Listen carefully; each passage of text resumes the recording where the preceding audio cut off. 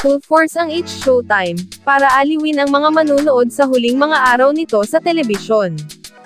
Ilang araw na nga lang mapapanood ang best variety show na It's Showtime, at kahapon ay nagpahayag ng kanilang saloobin ang mga manonood.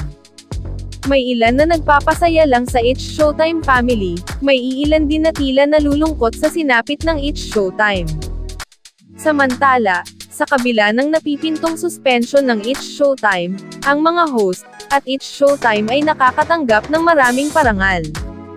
It's Showtime won the Best TV Variety Show at the 20th Gawad Tanglaw for Sining at Kultura. Dagdag pa rito, nakatanggap si Vice Ganda ng mga parangal noong nakaraan sa FBCT at sa Gawad Tanglaw, maging si Ann Curtis ay nakatanggap din ng parangal sa Gawad Tanglaw. Samantala, inaasahan ng manonood na buong puwersa ang It's Showtime family para aliwin ang mga manonood. Sa pinakabagong episode ng It's Showtime, muling nagbalik ang pangunahing host nito na si Ann Curtis.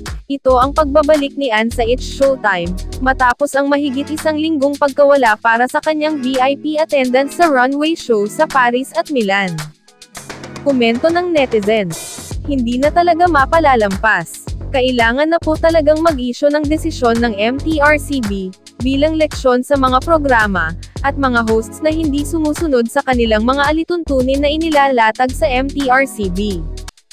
Nakakalungkot man daw ang desisyon ng MTRCB para sa noontime show, na ang pagkakamali ng dalawang tao ay naging pagkakamali ng lahat.